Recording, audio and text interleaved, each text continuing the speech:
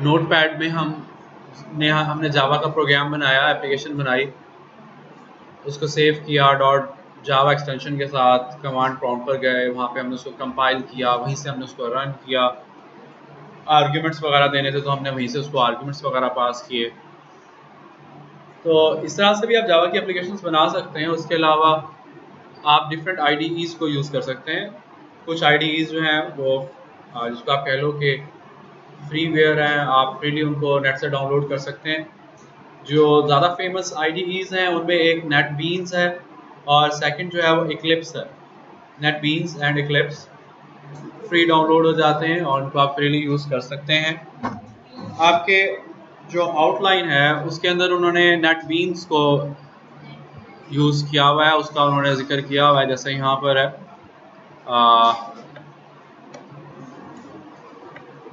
NetBeans IDE, तो इसलिए हम फिर इक्लिप्स को यूज़ नहीं करेंगे, हम नेटबीन्स को यूज़ करेंगे। कोई इतना बहुत ज़्यादा डिफरेंस भी नहीं है, बस IDEs हैं, इंटीग्रेटेड डेवलपमेंट एनवायरनमेंट, जिनको यूज़ करते हुए आप जावा एप्लीकेशंस आप बिल्ड कर सकते हैं, उसको एडिट कर सकते हैं, कंपाइल किया जा सकता है, रन किया जा सकता है। इस तरह की फैसिलिटीज़ बेसिकली आपको ये डिफरेंट IDEs जो है वो प्रोवाइड करते हैं। आप इसको नेट से फ्री डाउनलोड कर सकते हैं। आज से हमने इसके अंदर काम करना शुरू करना, तो इसका बेसिक इन्वायरमेंट जो है वो मैं आपको बता देता हूँ कि इसके अंदर आपने कैसे काम करना है, कैसे आप एप्लीकेशन बनाएंगे, कंपाइल करेंगे या रन करेंगे। तो इसमें ये आपके पास एक मेन विंडो या मेन विंडो जो है वो आपको नज़र आ रही है नेटबीन्स की। डिफरेंट टैब्स हैं यहाँ पर, ये प्रीवियस प्रोग्राम्स जो थे उनके टैब्स कुछ इधर नज़र आ रहे हैं, इनको मैं क्लोज कर रहा हूँ। और लेफ्ट साइड के ऊपर प्रोजेक्ट्स की एक मेन्यू या विंडो है, जो आपने डिफरेंट प्रोजेक्ट्स बनाए हुए होंगे वो यहाँ पर आपको लेफ्ट साइड के ऊपर शो हो रहे होंगे।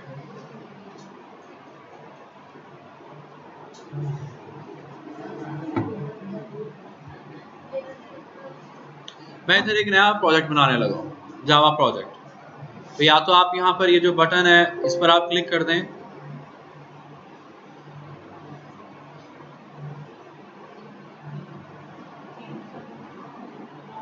ये येलो वाला बटन अगर आप देखें तो उसके ऊपर लिखा आ रहा है जी न्यू प्रोजेक्ट। या तो आप इस पर क्लिक करें या फाइल में आ जाएं और न्यू प्रोजेक्ट यहाँ पर आप क्लिक कर दें। जब आपने इसके ऊपर क्लिक किया न्यू प्रोजेक्ट, तो यहाँ पे कैटेगरीज आ रही हैं कि आप किस टाइप का प्रोजेक्ट बनाना चाह रहे हैं। जावा एप्लीकेशन आपने बनानी है, जावा की कैटेगरी है, जावा FX है, वेब है, डिफरेंट कैटेगरीज हैं, PHP वगैरह, मैविन, C++ के प्रोग्राम भी आप इसके अंदर बना सकते हैं। ठीक है, नेटबीन्स को डाउनलोड करके आप उसके अंदर भी आपने C++ के प्रोग्राम जो है वो आप बना सकते हैं।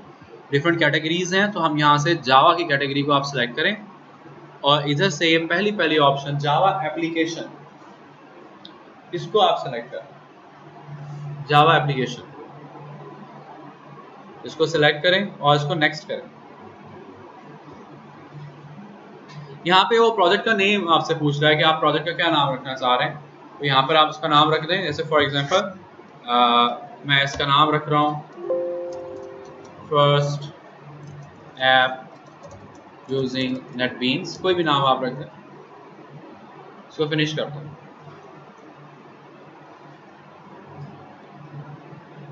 जैसे आप इसको फिनिश करेंगे तो लेफ्ट साइड के ऊपर ये वाला प्रोजेक्ट जो है ये इधर ऐड हो जाएगा।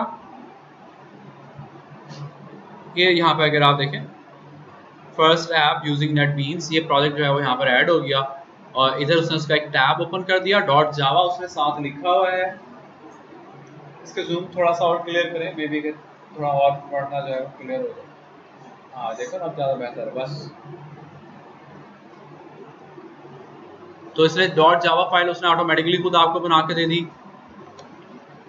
यहाँ पर कुछ कमेंट्स उसने किए हुए हैं, उसमें से लाइसेंस हेडर वगैरह के मुतालिक जो है वो कुछ कमेंट लिखे हुए हैं। अगर आप इसको रिमूव करना चाहें तो आप इसको रिमूव कर दें, पैकेज को रिमूव नहीं करना आपने।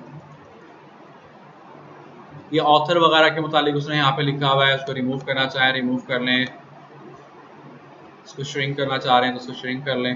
जैसे यहाँ पे भी उसने ये कुछ कमेंट्स वगैरह दिए हैं, टू डू उसने दिया हुआ है। ये देखो उसने काफ़ी सारा कोड उसने खुद से ही जनरेट कर दिया। जस्ट अब आपने यहाँ पर जाके जो बेसिक आप काम करना चाह रहे हैं जावा की एप्लीकेशन में वो आपने यहाँ पे लिखना है। जैसे फॉर एग्जांपल मैं एक मैसेज देना चाह रहा हूँ यूज़र को, मैं लिखा सिस्टम और जैसे ही आप डॉट लगाएंगे तो यहाँ पे देखो उसने एक साथ छोटी सी विंडो ओपन कर दी जिसको हम इंटेलिसेंस कहते हैं। इंटेलिसेंस इंटेलिसेंस में आपको बहुत सारी ऑप्शंस मिल रही होती हैं और काम करना आपके लिए थोड़ा आसान हो जाता है as compare to notepad. Notepad में जब आप क्लिक कर डॉट वगैरह लगाते हैं तो वहाँ पे आपको ये ऑप्शंस नहीं मिल रही होती। वहाँ पे अगर कोई मिस्टेक हो जाए तो आपको पता नहीं लगता जब तक कि आपसे कंपाइल नहीं करेंगे। तो यहाँ पर अगर जैसे अगर फॉर एग्जांपल आपने सिस्टम के स्पेलिंग लिखने में कोई गड़बड़ हो गई, TM लिख दिया, डॉट लगाओगे तो इंटेलिसेंस ओपन ही नहीं होगा। इट मीन्स कि यहाँ पे अब कुछ गड़बड़ है, कुछ आपने स्पेलिंग वगैरह में कोई मिस्टेक कर दी है। तो हम यहाँ पे इसको सही कर रहे हैं। ऐसे मैंने डॉट लगाया, इंटेलिसेंस उसका ओपन हो गया। सिस्टम डॉट आउट डॉट लगाएंगे तो अब उसके मेथड आ रहे हैं। देखो काफ़ी सारे मेथड आपको नज़र आ रहे हैं यहाँ पर। तो हमने यूज़ करना है println, हम नॉर्मली यूज़ कर रहे होते हैं। तो println आप उसको सेलेक्ट भी कर सकते हैं, टाइप भी कर सकते हैं और यहाँ पे हम उसको मैसेज दे रहे हैं hello world.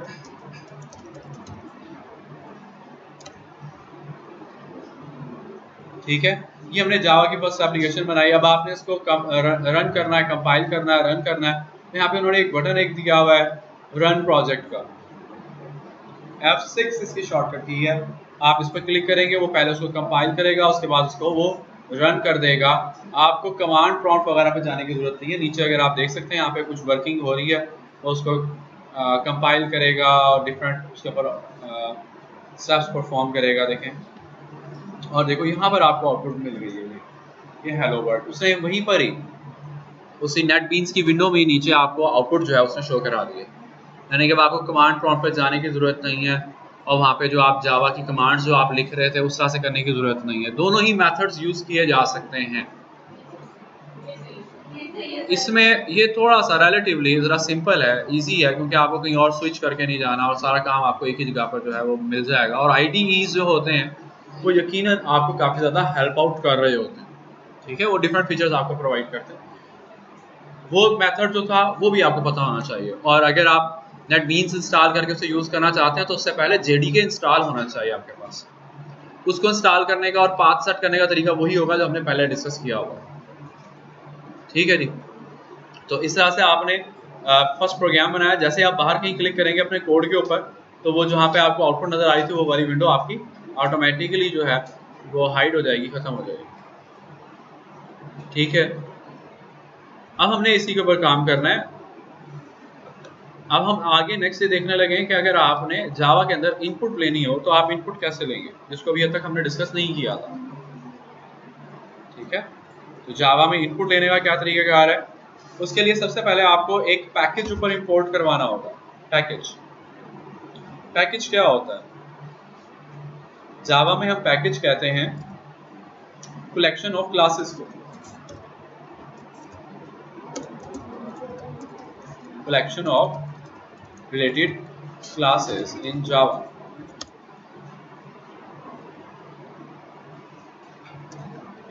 Same concept is used in C# with the name of namespaces. Namespaces वो भी क्लासेस की कलेक्शन होती है, लेकिन ये टर्म हम यूज़ करते हैं नेम स्पेसिस कहते हैं C# में, और जावा में हम टर्म यूज़ करेंगे पैकेज की। पैकेज मुख्तलिफ पैकेजेस अवेलेबल हैं क्योंकि जावा एक बहुत वास्ट लैंग्वेज है। जैसे भी हमने देखा था जब हम फर्स्ट प्रोजेक्ट बना रहे थे, एक विंडो आई थी इसमें आपने देखा था कि मुख्तलिफ टाइप के एप्लीकेशंस आप बना सकते हैं जावा को यूज़ करते हुए। इसके अंदर बेशुमार बेतहाशा पैकेजेस अवेलेबल हैं। हर पैकेज के अंदर बहुत सारी डिफरेंट क्लासेस हैं और हर क्लास के अंदर कई कई मेथड्स हैं। तो ये जावा जो है ये आपको बहुत ज़्यादा रिच लाइब्रेरी प्रोवाइड करती है क्लासेस की और मेथड्स की, built in classes and built in methods, जिनको यूज़ करते हुए आप अपनी एप्लीकेशन डेवलपमेंट का काम बहुत ईजीली कर सकते हैं। तो अब हमें सबसे पहले एक पैकेज इंपोर्ट करवाना होगा। अच्छा, एक बात और भी सुन लें कि जावा की हर पैकेज के अंदर, जावा के हर प्रोजेक्ट के अंदर एक डिफॉल्ट पैकेज होता है और वो पैकेज है java.lang पैकेज। ये भी एक पैकेज है java.lang। ये डिफॉल्ट पैकेज है, जावा की हर एप्लीकेशन या हर प्रोजेक्ट के अंदर ये पैकेज अवेलेबल होगा।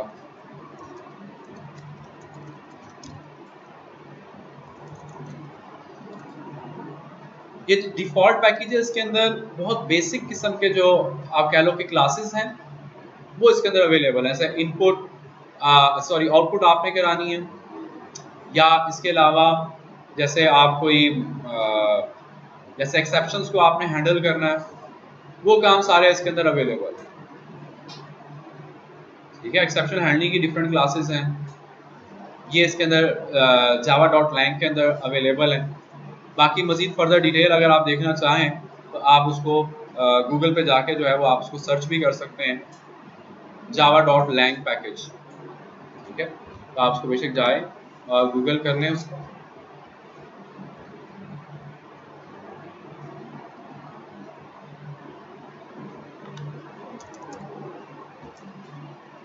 java.lang package.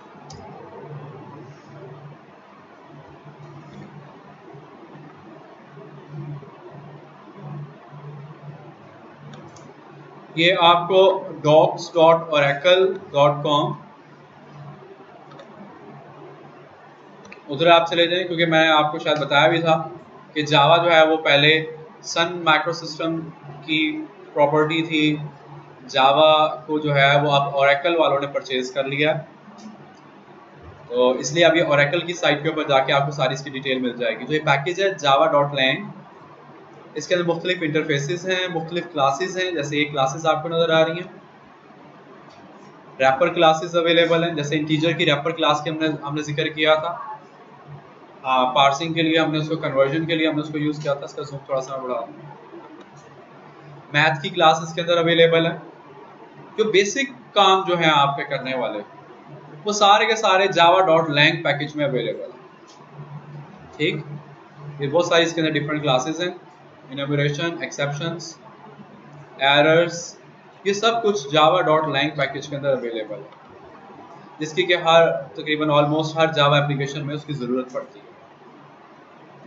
लेकिन अगर आपने इनपुट करानी है तो इनपुट के लिए java.lang पैकेज यूज़ नहीं होगा, बल्कि इनपुट कराने के लिए हम यहाँ पर एक और पैकेज इंपोर्ट करेंगे और हम यहाँ पे लिखेंगे import java dot,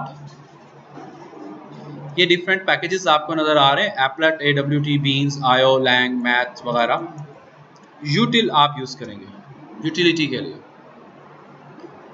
java dot util। जैसे ही डॉट लगाया तो आगे फर्दर क्लासेस आ रही हैं। अगर आप किसी एक क्लास को यूज़ करना चाह रहे हैं तो आप उस क्लास का नाम लिख देंगे, अदरवाइज आप स्टैटिक लगा देंगे। तवज्जो के साथ सुने बातों को। अगर आप अपने प्रोजेक्ट के अंदर util पैकेज की तमाम क्लासेस को यूज़ करना चाह रहे हैं तो util डॉट स्टैटिक कर देंगे। अब आप अपने पैकेज के अंदर, अपने इस प्रोजेक्ट के अंदर util की तमाम क्लासेस को यूज़ कर सकते हैं, क्योंकि आपने यहाँ पे स्टैटिक दे दिया। और अगर आप कोई स्पेसिफिक क्लास यूज़ करना चाह रहे हैं तो फिर आप अपनी उस स्पेसिफिक क्लास का नाम लिखेंगे। जैसे फॉर एग्जांपल यहाँ पर एक स्कैनर क्लास है। अब इसका मतलब सिर्फ ये है कि अब आप जावा के util पैकेज में सिर्फ स्कैनर क्लास को यूज़ कर सकेंगे, util क्लास की किसी और, util जो आपका पैकेज है उसे किसी और क्लास को यूज़ नहीं कर सकेंगे। ठीक है, util dot static means all classes of util package. और अगर आपने किसी स्पेसिफिक क्लास को यूज़ करना है, बाकी क्लासेस को यूज़ नहीं करना, तो फिर आप डॉट स्टैटिक नहीं लगाएंगे, बल्कि फिर आप जस्ट उस स्पेसिफिक क्लास का नाम जो है वो आप मेंशन कर देंगे। इनपुट कराने के लिए हम स्कैनर की क्लास को यूज़ करते हैं, तो हमने लिखा java.util.scanner। अब आपने क्या काम करना है,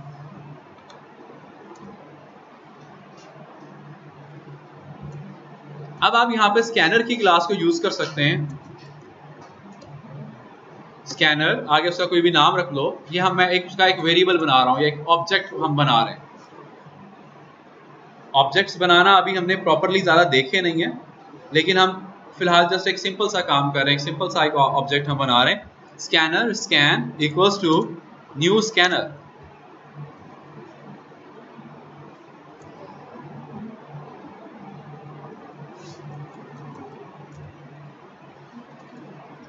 न्यू स्कैनर, और यहां पर मैं लिखूंगा सिस्टम डॉट इन। जैसे जब हमने आउटपुट करानी थी तो आउटपुट कराने के लिए हम यूज करते हैं system dot out dot println, उसका एक मेथड होता है। अब वहां पर आउट बेसिकली क्या है, या यहाँ पर इन जो हमने यूज किया ये क्या है, इसकी थोड़ी सी ब्रीफ डिस्क्रिप्शन मैं आपको बता देता हूँ, बहुत ज़्यादा डिटेल अभी आपके समझ में नहीं आएगी। ये जब हम स्ट्रीम्स को डिस्कस करेंगे जो आपके सिलेबस के ऑलमोस्ट बाद में जाके टॉपिक्स आ रहे हैं, स्ट्रीम्स को जब हम डिस्कस करेंगे तो वहाँ पे चीज़ें ज़्यादा क्लियर हो जाएंगी। ये स्ट्रीम्स हैं यहाँ पर, ये नेक्स्ट पर है। तो ये स्ट्रीम्स के जो हम पढ़ेंगे तब आपके लिए ज़्यादा इसको चीज़ को समझना ज़रा आसान हो जाएगा, जो थोड़ा एंड पर जाके ये बात आएगी। फिलहाल बस अब आप इतना बात ध्यान में रखें कि सिस्टम डॉट इन ये इनपुट स्ट्रीम के साथ कनेक्टेड है, इनपुट स्ट्रीम के साथ, और इनपुट स्ट्रीम जो है वो आगे फर्दर कीबोर्ड के साथ कनेक्टेड है, कीबोर्ड के साथ। और आप कीबोर्ड से जो कुछ भी आप इनपुट करवाना चाहते हैं उसके लिए आप सिस्टम डॉट इन का वेरिएबल आप यूज करेंगे। इन एक वेरिएबल है, सिस्टम क्लास है, सिस्टम की क्लास में इन का एक वेरिएबल है और ये इनपुट के लिए यूज होगा। ये इनपुट स्ट्रीम के साथ कनेक्टेड है। बस अभी फिलहाल इतनी सी बात ध्यान में रखें। उसी तरह से जब आप लिखते हैं सिस्टम डॉट आउट, तो सिस्टम डॉट आउट जो है सिस्टम क्लास है, आउट उसका वेरिएबल है, वो आउटपुट स्ट्रीम के साथ कनेक्टेड है, जो कुछ भी आप मॉनिटर पर डिस्प्ले करवाना चाहते हैं। ठीक है। अब और यहां पर मैंने ये एक कंस्ट्रक्टर कॉल किया है। ये कंस्ट्रक्टर की भी आपको समझ नहीं लगेगी, ये कुछ लेक्चर्स हम आगे चले जाएंगे तो फिर आपको उसकी समझ लगेगी, लेकिन फिलहाल बस आप इतनी बात ध्यान में रखें। अगर आप लोग इसको नोट कर रहे हैं तो आप ये यहाँ पर ये नोट कर लें कि ये वाला जो पोर्शन है स्कैनर और आगे हमने जो पैरेंथेसिस लगाई हैं ये बेसिकली उसका एक कंस्ट्रक्टर है। किस क्लास का? स्कैनर क्लास का। ये स्कैनर एक क्लास है, ये स्कैन उसका एक ऑब्जेक्ट बन रहा है। न्यू हमने कीवर्ड यूज किया और आगे मैं उसका कंस्ट्रक्टर कॉल कर रहा हूं। ठीक, कंस्ट्रक्टर।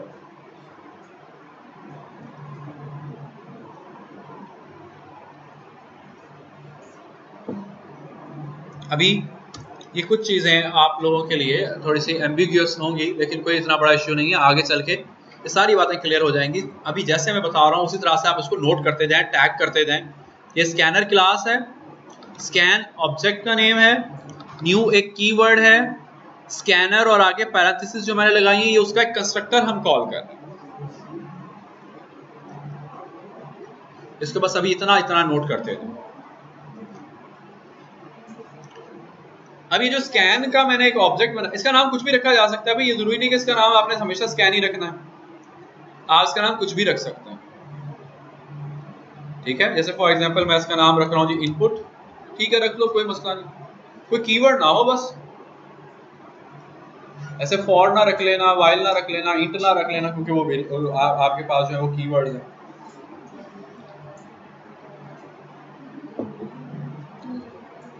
अब ये जो हमने इनपुट के नाम का एक ऑब्जेक्ट बना लिया, इसको यूज करते हुए अब आप यूजर से इनपुट करवा सकते हैं। ये इनपुट का जो ऑब्जेक्ट बना, इनपुट जैसे ही आप डॉट लगाएंगे तो उसके साथ देखो बहुत सारे आगे आपको मेथड्स मिल रहे हैं। तो अगर आप इसमें कोई ये जैसे आप नेक्स्ट लिखेंगे, नेक्स्ट वैल्यू लेने के लिए, तो नेक्स्ट है, नेक्स्ट फिर आगे इसके अंदर पैटर्न पास किया जा रहा है, नेक्स्ट स्ट्रिंग है, next byte, next boolean, next double, next float, next int, next line. Integer value अगर आप यूजर से लेना चाहते हैं तो आप नेक्स्ट इंट यूज करेंगे मेथड। स्ट्रिंग वैल्यू यूजर से लेना चाहते हैं तो आप सिंपल नेक्स्ट यूज करेंगे। जैसे सपोज मैं चाहता हूं कि यूजर अपना नाम इनपुट करे, तो उसके लिए आप मेथड यूज करेंगे नेक्स्ट का।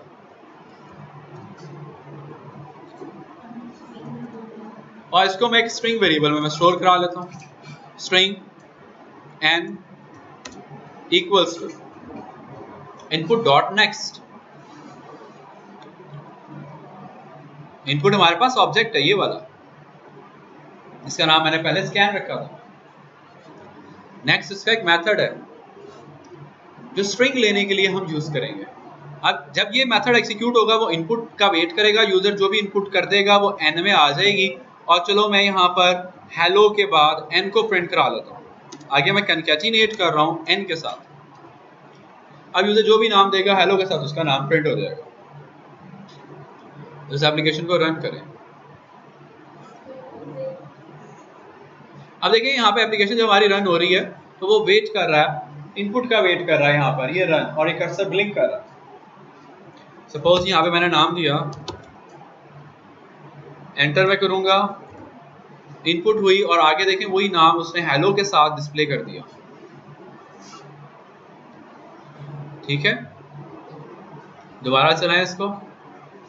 अब दोबारा इनपुट मांग रहा है, मैं नाम दे दिया जी XYZ, एंटर करें तो लिखा आ गया हेलो XYZ। तो हमने इनपुट लेने के लिए क्या काम किया, सबसे पहले हमने एक पैकेज इंपोर्ट कराया, इंपोर्ट java.util.scanner। स्कैनर क्लास है, util पैकेज है। अगर आप चाहते हैं तमाम की तमाम क्लासेस util की यूज करना चाह रहे हैं तो डॉट स्टैटिक लगा दो, कोई मसला नहीं। तमाम क्लासेस में स्कैनर की क्लास भी तो शामिल होगी ना, तो नीचे हम स्कैनर की क्लास को यूज कर रहे हैं। यहाँ पर स्कैनर की क्लास, आगे उसका ऑब्जेक्ट न्यू कीवर्ड, और आगे हमने उससे कंस्ट्रक्टर कॉल किया और उसको हमने कनेक्ट कर दिया सिस्टम डॉट इन के साथ, यानी कि ये इनपुट स्ट्रीम के साथ हमारा ये ऑब्जेक्ट कनेक्टेड हो जाएगा इनपुट स्ट्रीम के साथ, क्योंकि हम कीबोर्ड के साथ इनपुट लेना चाह रहे हैं। और स्ट्रिंग इनपुट कराने के लिए हमने उसका मेथड यूज करना है dot next. Next method integer लेना चाह रहे हैं तो नेक्स्ट इंट जी, ये तो मैंने एक वेरिएबल लिया है ना, ये वाला एक वेरिएबल लिया है, क्योंकि जो हम इनपुट लेना चाहते हैं उस इनपुट को किसी ना किसी वेरिएबल में स्टोर करवाएंगे हम। मैंने एक वेरिएबल ले लिया, जैसे आप सी के प्रोग्राम बनाते आए, आपने अगर कोई नंबर इनपुट कराना है तो पहले आप इंटीजर वेरिएबल ले लेते हैं, फिर सीन के अंदर आप उस इंटीजर वेरिएबल को यूज करते हैं कि ताकि यूजर जो भी इनपुट करे वो उस इंटीजर वेरिएबल में आकर स्टोर हो जाए। तो इसी तरह से मैंने यहाँ पर एक क्या किया, मैंने एक स्ट्रिंग वेरिएबल लिया और फिर आगे उस स्ट्रिंग वेरिएबल को मैंने यूज किया कि भाई जो कुछ भी यूजर इनपुट करे वो उस n में स्टोर करा दो। इसको आप ऐसे भी लिख सकते थे, भाई यहाँ पे हमने डिक्लेयर किया, नेक्स्ट लाइन पे हम जाके कह देते हैं कि n equals to input dot next. ठीक है जी, बात क्लियर हो गई।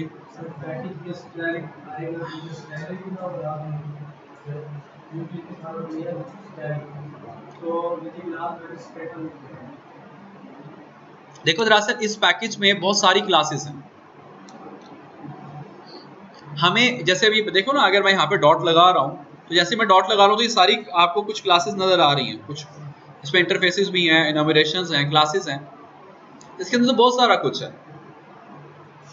अगर आपने लगा दिया डॉट यूटिल डॉट स्टैटिक, अगर आपने स्टैटिक लगा दिया तो इसका मतलब यह है कि आप यूटिल का जितना भी पैकेज उसके अंदर जो कुछ भी है वो सारा कुछ अपनी जावा की एप्लीकेशन में यूज कर सकते हैं। करें ना करें वो बात की बात है, ठीक है। अगर आप सिर्फ यूटिल डॉट स्टैटिक लगा देते हैं, सॉरी यूटिल डॉट अगर आप स्कैनर लगा देते हैं तो इसका मतलब यह है कि सिर्फ आप स्कैनर की क्लास को आप यूज कर सकेंगे, फिर किसी और क्लास को यूज नहीं कर सकेंगे। बात क्लियर होगी जी, कोई मसला? तो इसलिए हमने यहाँ पे स्टैटिक लगा दें, स्टैटिक लगाना स्टैटिक लगा दें, स्कैनर लगाना स्कैनर यूज करना। अगर आपने इंटीजर इनपुट कराना है तो इंटीजर इनपुट कराने के लिए हम कोई इंटीजर वेरिएबल ले लेते हैं। फॉर एग्जांपल मैं ले रहा हूं int n1 और मैं इंटीजर रीड करना चाह रहा हूँ और वो n1 में स्टोर कराना चाह रहा हूँ, मैं लिखूंगा n1 equals to input dot next int.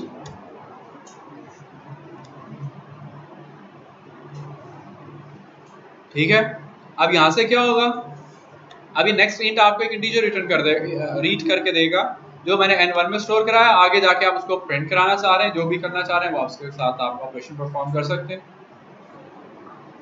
For example जी, मैं जो यूजर ने इनपुट कराया वो मैं यहाँ पे प्रिंट कराना चाह रहा हूँ।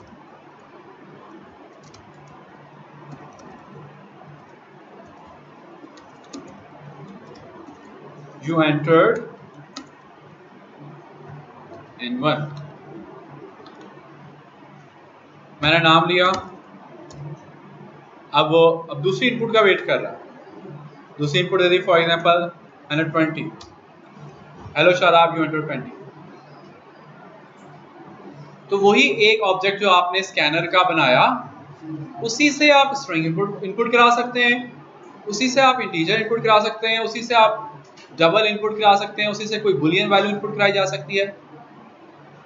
जस्ट नेक्स्ट, और आगे आपने जैसे नेक्स्ट इंट यूज कर लेना है, नेक्स्ट डबल यूज कर लेना है, नेक्स्ट बुलियन यूज कर लेना है, या स्ट्रिंग इनपुट करानी है तो जस्ट नेक्स्ट यूज करेंगे।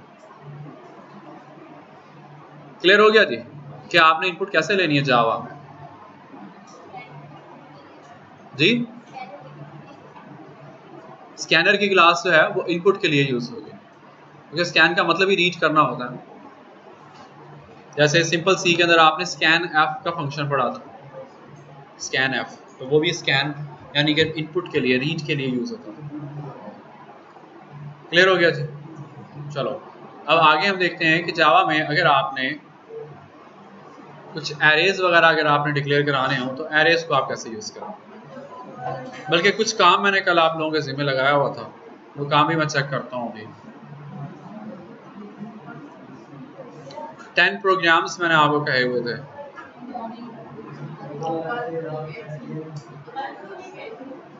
हाँ, तो अब लेक्चर रूप का तो आज ही हो रहा है ना, परसों के बाद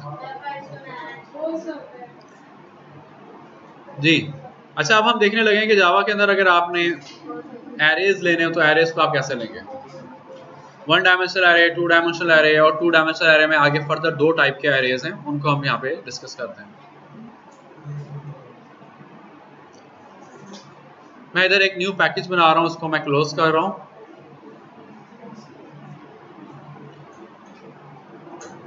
नेक्स्ट करें, पैकेज का नाम मैं रख रहा हूँ एरेज इन जावा।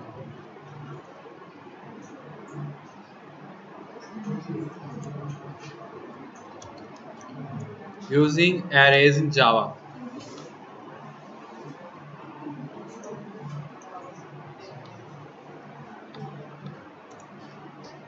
दो तरह के आप एरेज होते हैं नॉर्मली, एक जैसा कि 1 dimensional array and 2 dimensional array. तो 1 डायमेंशनल एरे आपने कैसे डिक्लेयर कराना है, कैसे यूज करना है, उसके बाद फिर हम 2 डायमेंशनल को भी हम देखते हैं। तो 1 डायमेंशनल एरे अगर आपने इंटीजर एरे लेना है तो उसका मेथड क्या होगा, डिक्लेयर कराने के लिए आप लिखेंगे इंट स्क्वायर ब्रैकेट्स, आगे name of array, for example ARR equals to new int, और आगे उसका साइज।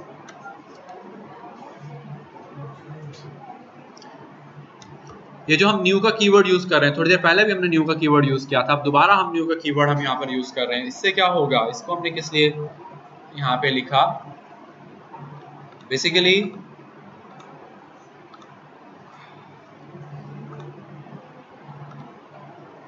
ये जो न्यू का कीवर्ड है,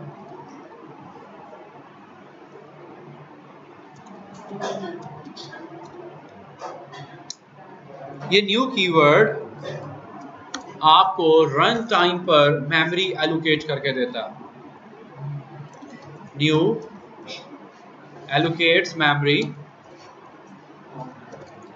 एट रन टाइम।